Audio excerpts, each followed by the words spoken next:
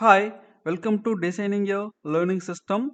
The learning system is needed the following components when it is designing. So, first one is choosing the type of training experience to train the model and what is the target function to be chosen that is needed to know what kind of patterns or knowledge gained from the training samples. Initially the target function value is unknown, then we should represent the target knowledge in some format. And fourth one is trying selecting the learning algorithm which is used to find the target function, best target function that will be approximate value but which is close to the target function value. The first one is selecting the type of training experience. Why we are need of training experience? In the sense the training experience is provide the knowledge to the learning system how the system will get the success or failure during its uh, testing phase. So the learning system is needed the training experience essentially, which is needed three attributes to choose the training experience. What first one is the type of experience, or the experience is called feedback also. The second one is degree, and third one is sample distribution. In the type of experience we are having two types of experience: direct experience or indirect experience. The training experience is used to provide the knowledge to learning system either direct or indirect manner, which is defining the performance of the system. For example, we will consider the checkers game. Here the checkers game board is given, which is having two types of coins for two number of players. The moves legal moves will be diagonal moves, which is uniformly made by two players. And mandatory move is whenever the opponent is available. Suppose the opponent is available here, then it has to be killed by this coins. Okay, any one of the coins. Suppose if it is here, right? So this is the legal movement, and if opponents are available, we have to kill that opponents. So always the checkers game will be considered as a set of samples. So each cell is called board state b1. So each board state is having some set of features. The feature one is, for example, either that coin should be moved 45 degree in this manner or 135 degree in this manner. Either there is the opponent available or not. So like that it will have the set of features. Then this is the output or target function. Either this movement for the board state 1 movement should be taken or not based on these feature values. For board state 2, suppose if it is the board state 2, then based upon this either the movement should be taken or not based upon this features. So like that here the aim of this game is we have to win a game. That is the problem statement called task T. Then performance to be good, that is the playing the game. So the performance will be measured by the metric P. Either the game is won or lose or draw the game. The For good performance the system needs some good training experience. So for that we can select direct training experience or indirect training experience. In direct training experience, an individual board and correct move for each board state are given. That means there will be a trainer to help the learner to move each and every step in the board. So correct move will be given. And indirect experience in the sense the move sequences, that is all the set of sequences for a game will be considered. All the movements of the game will be considered.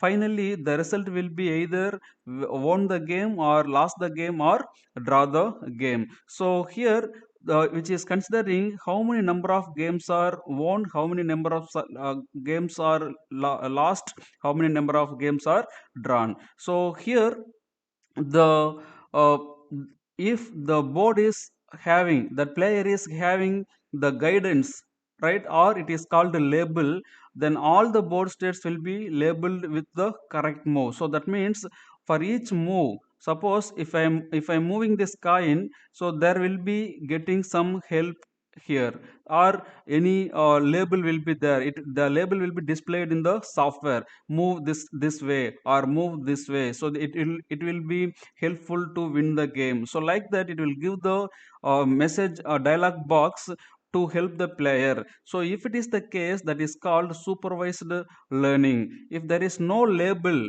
or no help, then that is called unsupervised learning. So the learner generates random games and plays against itself without supervision or teacher's guidance is called unsupervised learning. Semi supervised in the sense here, the learner in the sense the player generates the game states. First, initially they will initiate the game state.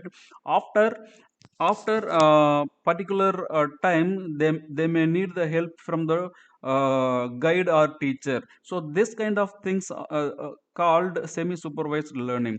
And second one is the degree is the assistance which is needed for the learner to control the sequence of training examples. For example, the check in the checkers game, the learner is getting the help from trainer or not, full help, and this is coming under the supervised learning, right? And second one is the partial help from the trainers, it will be coming under the semi supervised learning.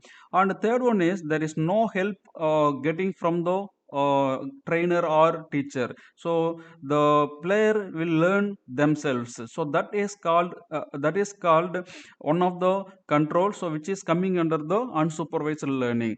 And third one is sample distribution. The sample distribution is determining the training experience is good or not. Training experience is good or not, so which is determining how well the learning system learning from the training samples. That means gaining the knowledge from the training samples. For example, here, for each and every board state and movements also given in the data set, so this is each row is called one sample. In this, from the sample one board state, what are the patterns are given. So suppose this movement is taken towards the 45-degree move, and board state 2, this is taking the movement towards 135-degree move with opponent is existing or not. So for B2, sometimes there will be feature 1 will be yes, feature 2 will be no, feature 3 will be maybe yes. So this is feature 3. Okay, so now based upon this samples, each sample is giving some knowledge to that board state. So that is called distribution of training example. Different kind of training examples given to the learning system to gain the more knowledge or to make you move into next state. The performance will be best when we training examples and test examples are from the similar distribution. Suppose when you are evaluating the system, if you give the same kind of testing example, that means same kind of move patterns, then the system will perform better.